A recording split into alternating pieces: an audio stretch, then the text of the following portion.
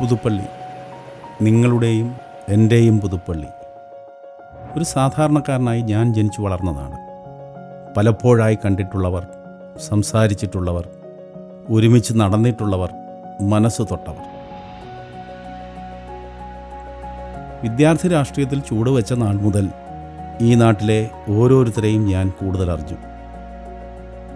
വലതുപക്ഷ അധികാര രാഷ്ട്രീയത്തെ മറികടന്ന് സാമൂഹ്യ മുന്നേറ്റത്തിൻ്റെ ധീരമായ പ്രവർത്തനങ്ങളുമായി ഒരു വിദ്യാർത്ഥിയായി ഞാൻ മുന്നോട്ട് പോയത് നിങ്ങളുടെ എല്ലാം കാഴ്ചവട്ടത്തിലായിരുന്നു.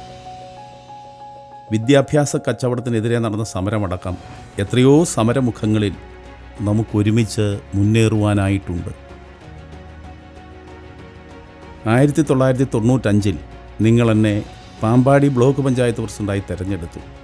നിങ്ങളുടെ എല്ലാം സ്നേഹം, വിശ്വാസം, സൗഹൃദം, എൻ്റെ സമർപ്പണത്തിന് നിങ്ങൾ നൽകിയ അംഗീകാരം.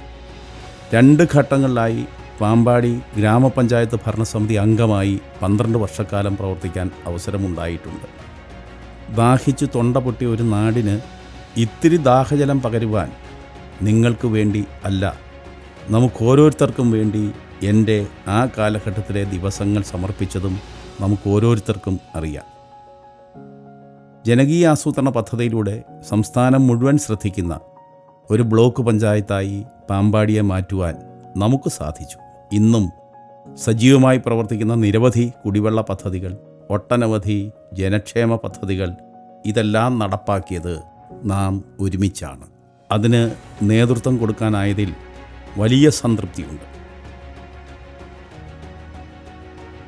ഷട്ടർ വീഴാൻ കാത്തിരുന്ന പാമ്പാടി സർവീസ് സഹകരണ ബാങ്കിനെ ലാഭത്തിലേക്ക് നയിച്ചത് ഞാൻ പ്രസിഡൻ്റായിരുന്ന 15 വർഷക്കാലത്തെ കൂട്ടായ പ്രവർത്തനത്തിലൂടെയാണ് എന്ന് നമുക്കോരോരുത്തർക്കും അറിയാം.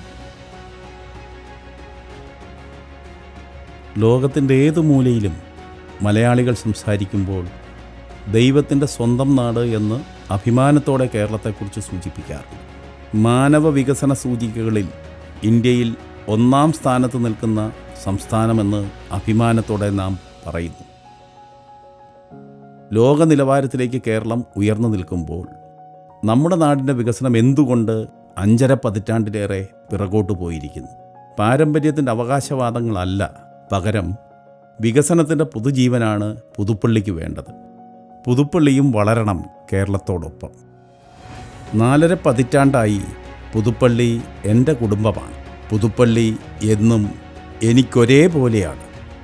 നമ്മൾ അന്യോന്യമുള്ള സ്നേഹബഹുമാനങ്ങളുടെ കാര്യത്തിലാണെങ്കിൽ ഒരേപോലെ തുടരുന്നത് നന്മയാണ്.